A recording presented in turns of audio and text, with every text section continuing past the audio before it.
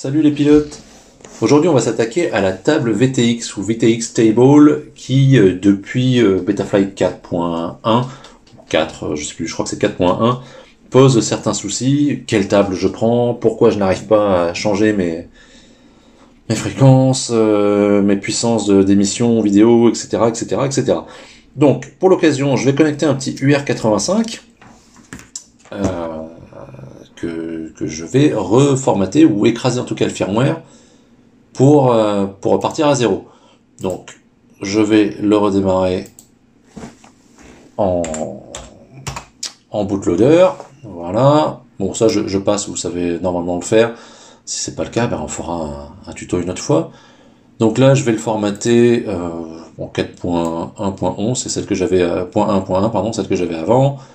Donc flasher, oui c'est bon, on y va. On va écraser tout ça. Je vous le fais en direct, hein, comme ça, pas de triche.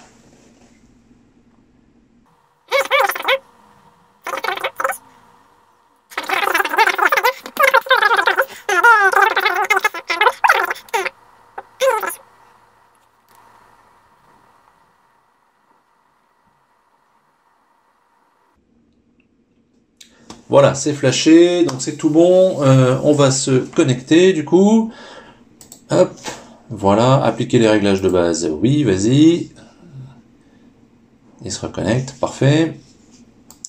Donc, premier truc à faire, c'est s'assurer que votre VTX et le périphérique VTX en tout cas soit reconnu et sur la bonne UART. Alors, sur mon drone, je sais qu'il est connecté sur l'UART 1. Et ce n'est pas un IRC30, donc un VTX type Furious FPV, des trucs comme ça. C'est un VTX qui utilise du Smart Audio. Ce n'est pas un TBS, mais c'est un VTX qui utilise du Smart Audio, donc je viens utiliser celui-ci. Attention, sur votre drone, ça sera certainement différent. Ça sera peut-être du Smart Audio, ça sera peut-être du IRC30, ça sera peut-être l'UART 1, 2, 4, 6, peu importe. Voilà, donc là je sauvegarde, je redémarre. Ok, c'est tout bon. Je m'assure que le mode expert est activé et je vais aller voir dans émetteur vidéo. Voilà, et là, bah, je n'ai rien. Je n'ai pas la table VTX et je ne peux pas faire grand chose. Valeur désignation, il n'y a rien. Par contre, j'ai un espèce de petit tuto ici qui me dit d'aller sur une page et de trouver le fichier de configuration du VTX, de le télécharger, puis de le charger ici, de vérifier que tout est correct et d'enregistrer. Alors je vais aller sur la page en question. Ça m'amène sur GitHub, sur la page des VTX Table, et là j'ai différentes indications. Indication importante, c'est ça. Alors qu'est-ce que c'est que ça? Ça va vous donner votre version de Smart Audio si jamais vous êtes en Smart Audio. Donc là le lien sera dans la vidéo de toute façon.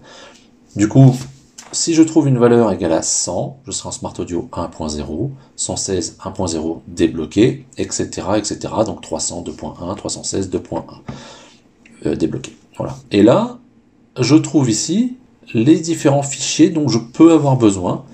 Donc moi, je sais que je serai en Smart Audio, donc je vais être là-dedans, quelque part. Lequel? Aucune idée. Le 2.1, le 1.0, le 2.0, on va vérifier ça ensemble. Donc pour le vérifier, je vais là-dedans, je retourne dans Betaflight et je vais dans la black box.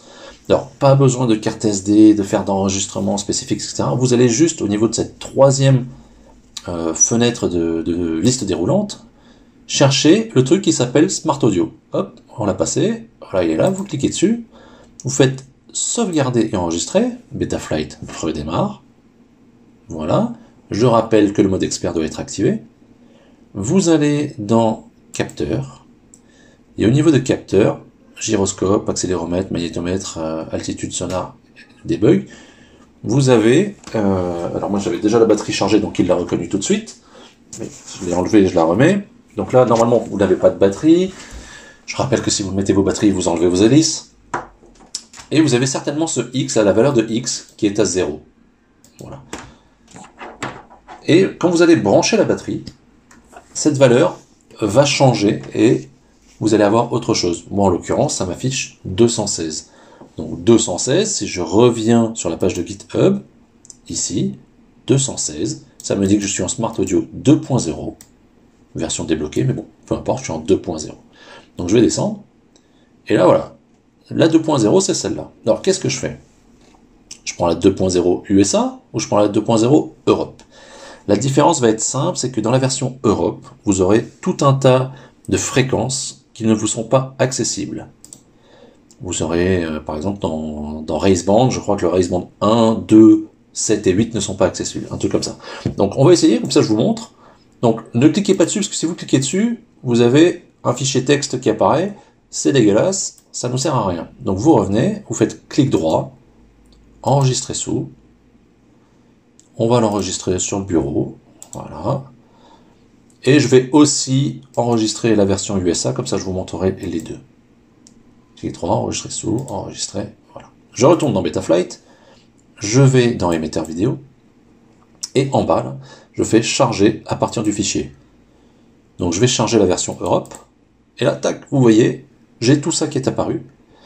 Alors, comme je vous le disais, il y a des trucs qui ne sont pas accessibles. Vous voyez, Race Band, j'ai les deux premières fréquences qui sont à 0, et les deux dernières qui sont à 0, et j'en ai pas mal d'autres qui sont à 0, ou qui sont inconnues.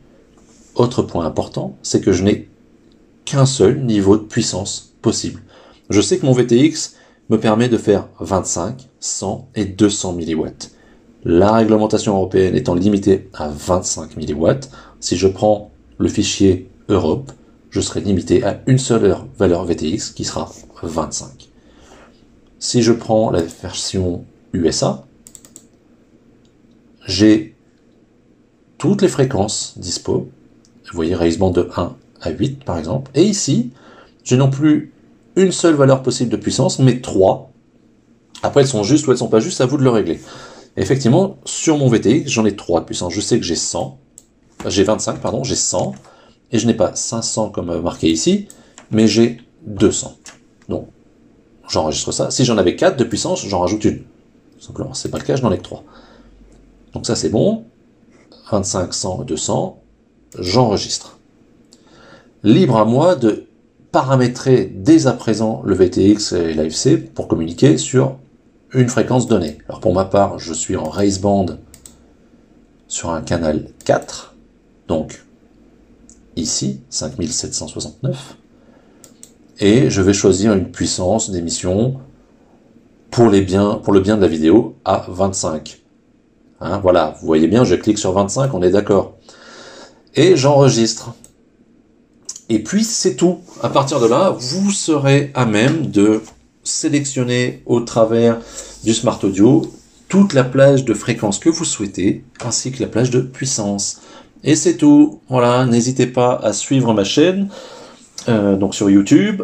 J'ai aussi un compte Instagram si ça vous intéresse, où je poste de temps en temps quelques photos, donc After Under FPV.